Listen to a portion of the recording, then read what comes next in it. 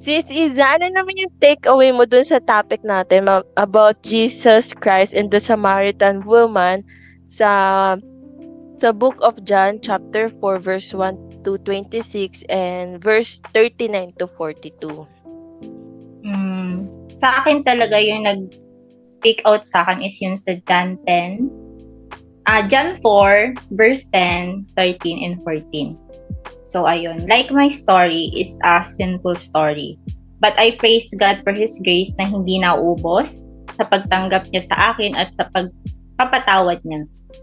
It turns into a good testimony. And like in the story, the Samaritan woman have a different husband. First, kinasal siya kay Ramid where hindi naging mabuting asawa sa kanya. Sinaktan siya, made her to question marriage, and even the practice of her faith. Yun. And second, kay Parsad, every time na napapadaan siya sa orange, yung sa mga market ng orange, naaalala niya ang pag-iwan niya kay Parsad. Kasi she felt ashamed on that kasi kung saan si Parsad kasi lamang yung lalaking godly man na nakasama at nakilala niya. Pero iniwan niya pa rin ito sa kabila ng lahat. And she met Jesus in the well na may dalang jar. So ayun, doon na siya nag-start yung verse na nag-speak talaga sa akin. Because like the Samaritan, I once believed in the true love, but I failed it to find, lalo na sa bahay. So I once a woman na hinahanap talaga yung halaga sa ibang tao, sa mga bagay, sa iba't ibang lugar. Like 20 years, I used to like that. And yung ending, lagi akong naubos. May mga times na ang laging pumapasok na sagot sa akin, sa isip ko is mawala na lang. Yung suicide thoughts. And I thank God talaga kasi hindi siya madamot, hindi siya napagod sa akin. And tulad sa verse na John 4:10, siya talaga yung sagot sa lahat.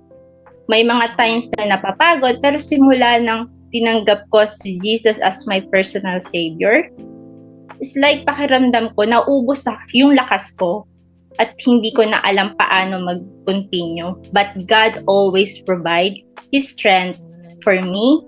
He sustain me talaga. And so, ayun. Yun, sis. Ang ganda sis, very inspiring. Ganun talaga si Lord na dahil dyan, podcast na yan. Ang ganda na sinabi mo. Sobrang nakaka-enlighten. And nandun yung overflowing ng pagmamahal ni Lord. Ano sis, podcast na. Sige. Sige. Kaya ba natin? Magpe-pray muna natin. Yes, magpe-pray natin. So, anong title? Jar? Oo, sakto dun sa diba? Sa Samaritan woman, may dala siyang jar para magsalok ng tubig. Doon niya na-meet si Jesus Christ. Pero parang kulang, no? Jar lang. Since pareho tayong broken before natin nakilala totally si Jesus as our personal savior, what if broken jars? Yes, perfect. Tama. Broken jars. Tapos, broken jar. Syempre, di ba, broken jar, tayo pa lang yun, vessel.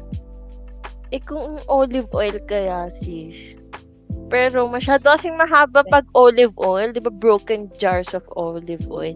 Gawin na lang natin broken jars of oil. Jika? Yes, pwede. Kasi yung oil representation siya ng Holy Spirit, which is the power of God. Pwede. And amen. Amen. Welcome to Broken Jars of Oil podcast. With the power of God flows within your brokenness. Healing, growing, transformation from God. Listen and talk about broken story that makes it into a beautiful thing. Hola! Ohio! Maayong buntag! Maray na aga! Good morning Gandang umaga! sa inyong lahat. And napili namin yung good morning na batian kasi kahit iba't iba yung time zone natin, 'di ba? Every gising nga is a blessing. Wait sis, parang maganda naman yung sis pero parang medyo luma na. Parang What? okay din idagdag yun kasi every gising is a new beginning. Uy, ganda niyan. Bagong-bago yan. Sa akin, luma na eh. Maganda yan, From you. sis. Kasi bago pa Every- sa pananampalataya kay Lord, di ba? So, yun. Man. Yun. Tsaka every day is a new hope to begin Yes. again. Oh, Yes, to change.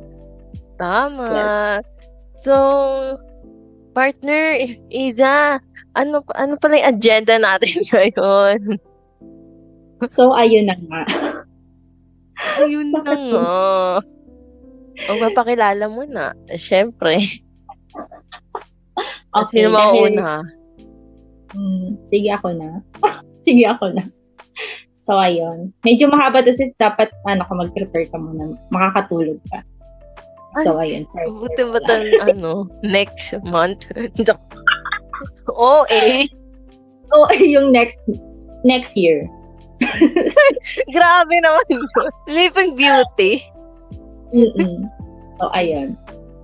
Ayun, hello, I'm Isa, but my full name is Glyza Avila Macale from Philippines. So, from parang pageant lang. From the town of my mother, Jose Panganiban, Camarines Norte, and sa town naman ng father ko, San Lorenzo Ruiz, Camarines Norte. I'm currently living here in Japan as a trainee but feel like a full-time caregiver worker here in Oita, Japan. But praise to God, kasi kahit ang work ay hindi madali, pero napapadali dahil I serve a lot of elders, mga lolo and lola. Seeing their smile, yung mga smile nila, diba? Tagalog na lang. It's like I seeing the smile of my lola Todi where passed away 2 years ago. And working is hard, but I prefer to serve them because I believe that this is my calling in this season that God wants me to do and enjoy it. So, how about you, partner? Ipakilala mo ng iyong sarili sa ating mga viewers. Wow. Thank So, you explain so much, Ate Iza. Ay, partner Iza pala. Partner, sorry. Lumilipad pa eh, di ba? Lumilipad pa yung utak sa baw. So, thank you, Ate Iza. Ay, partner Iza. Ang kulit ko, nakakainis na. Ulit-ulit ako. Sa mahaba mong introduction, parang nahiya naman ako. Ready ka doon na. Ready ka doon. So, ako naman, I'm May Ruby Mita Lambohon from Philippines. Parang ang nasa pageant. Philippines. Philippines! Japan. I am from Philippines. Currently living here in Bulacan with my parents.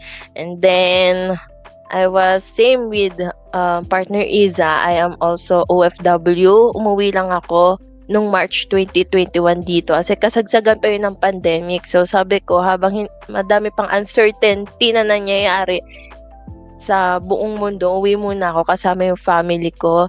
And then, I am chef by profession. Graduate sa Lyceum of the Philippines, Manila. And yun yung background ko. Then, matagal na ako sa walk ko as a Christian. 9 years na ako ngayon. Going 10 years na pala this August 2024.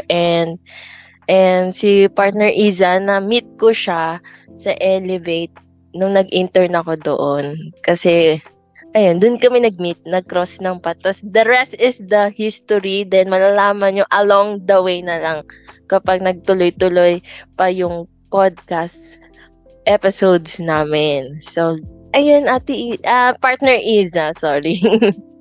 So, ayun. Wow, praise God. And, yun na nga, that's it. Doon nagsimula yung podcast talaga na Broken Jar. And praise to God kasi from what if into reality na. Thanks to God for His grace, for His confidence na ibinibigay niya dahil nangyayari na ito. This time, gawin ito. And no more what ifs, no more moves na, but doing it now. Telling us that to share Him that He only heals us, and by His grace be an instrument to others, that there's a way to heal, not by our own way, not by our own strength, nor by using others or things to move on, or kung ano pa man yung mga pwede mong itawag doon na word. And also be a testimony from the test. And yes, we're working in progress, but this time we need the power of God to lead us, to heal us, to transform us into His likeness. So, ayun, partner. Wow, napakagandang advocacy ng podcast na ito. Sa mga nakikinig sa amin, ayun yung pinakahugot namin ni partner Iza. Kaya nasimulan namin yung Broken Jars of Oil. Yung Broken Jars, doon talaga nagsimula. Yung oil, which is dinugtong ko. Kasi parang kulang Broken Jars. Tsaka nung sinearch ko actually sa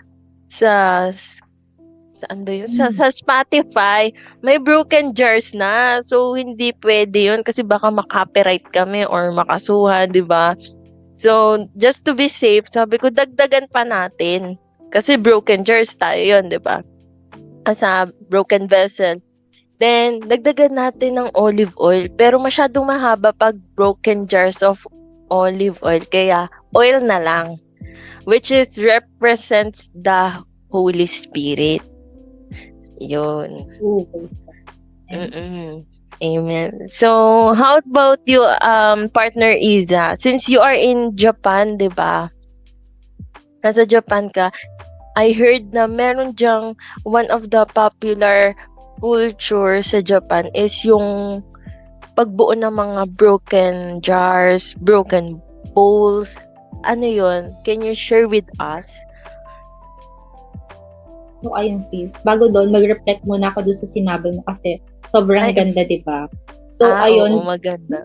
Ano parang, di ba? So, excited. Grabe, di ba? Ang daming pinagdaanan ng title. From jar, to broken jar, and to broken jars of oil.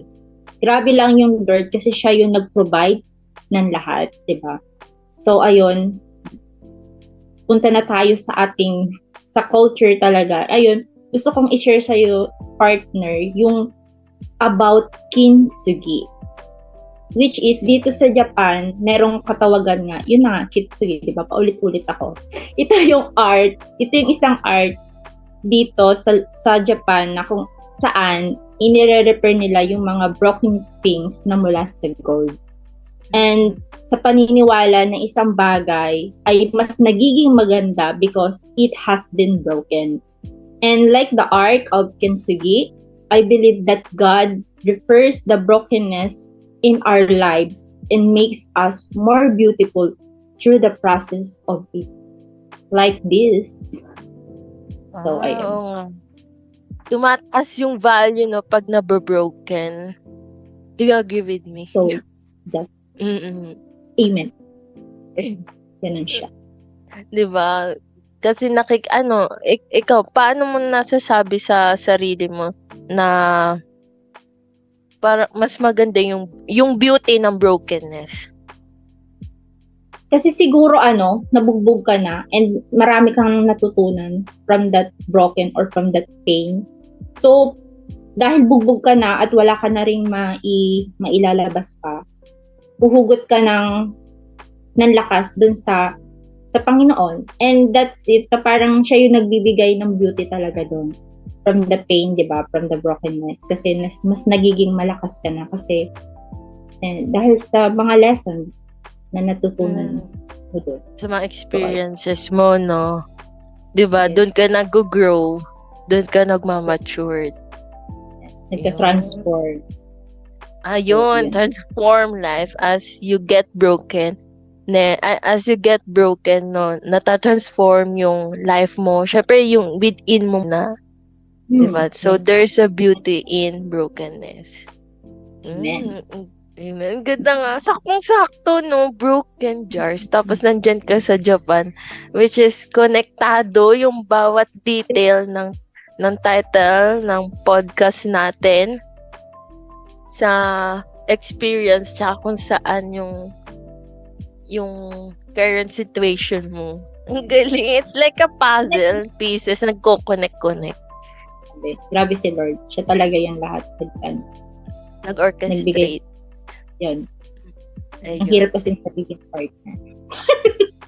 Nung word. So, ayun. Makaka-excite tuloy.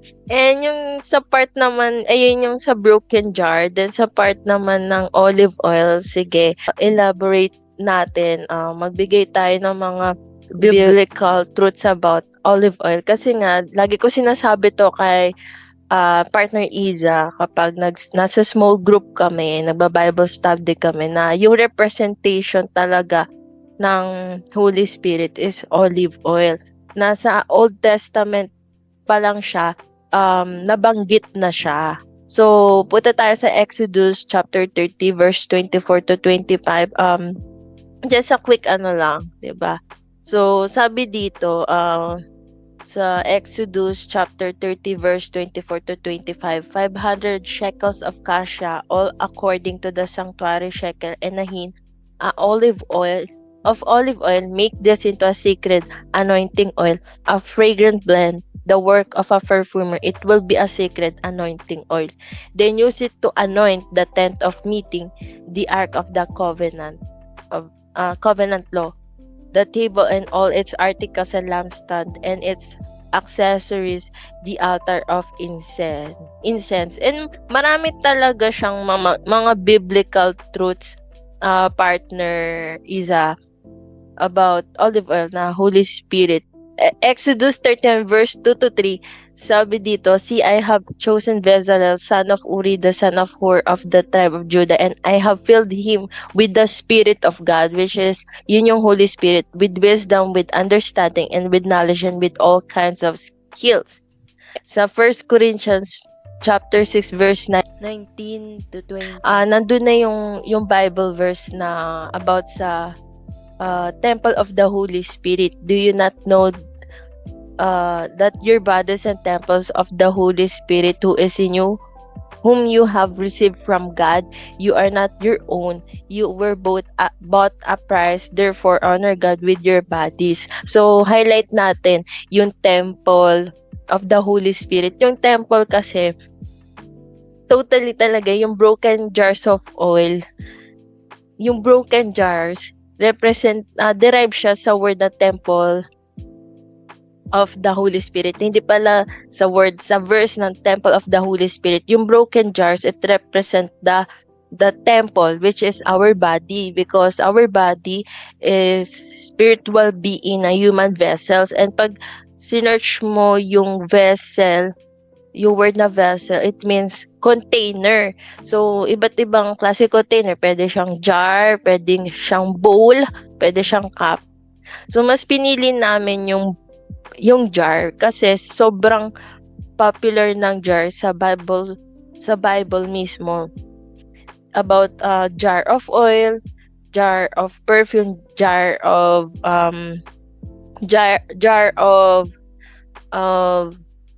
perfume. So, as a temple, di ba, we are broken, and with the power of God that flows within us, yun yung grace niya, yung olive oil, yung Holy Spirit, kaya naging olive oil. Kaya derive siya talaga, yung broken jars of oil, into temple of the Holy Spirit. Kasi culture to ng mga Jewish ba yun or Israel? Correct me if I'm wrong ha, partner. Na yung mga shepherd, kapag pinapastol nila yung mga sheep nila, ay bago nila ipastol, lalagyan muna nila ng olive oil.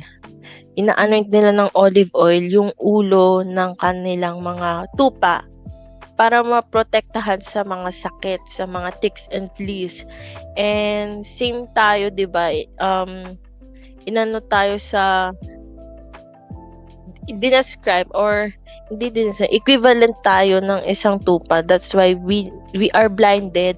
Malabo kasi yung mata ng tupa. We are blinded. Malabo yung mata. So, kailangan natin ng shepherd na mag-guide sa atin, which is si Jesus Christ, yung shepherd. And sa Psalm 23 verse 5, sabi dito, you prepare a table before me in the presence of my enemies. You anoint my head with oil. My cup overflows. So, yung oil talaga na yon, Holy Spirit siya. And yung Holy Spirit yan, kapag nag-flourish, nag-bear ng fruit of the Holy Spirit, mag-overflow yan. Ayun yung ma-extend natin sa mga taong nasa paligid natin. So, doon talaga siya nang galing, connect siya from the experiences of partner Iza and sa akin. Tapos sa Bible truths about the jar and the oil, kaya naging broken jars of oil. And yun, ang summary is galing talaga siya, another term lang siya ng temple of the Holy Spirit. That's Amen. it. Ang ganda nun. Gusto ko rin yung, kasi di ba, yung parang sinabi mo dun, the Holy Spirit is the Holy Spirit is in you.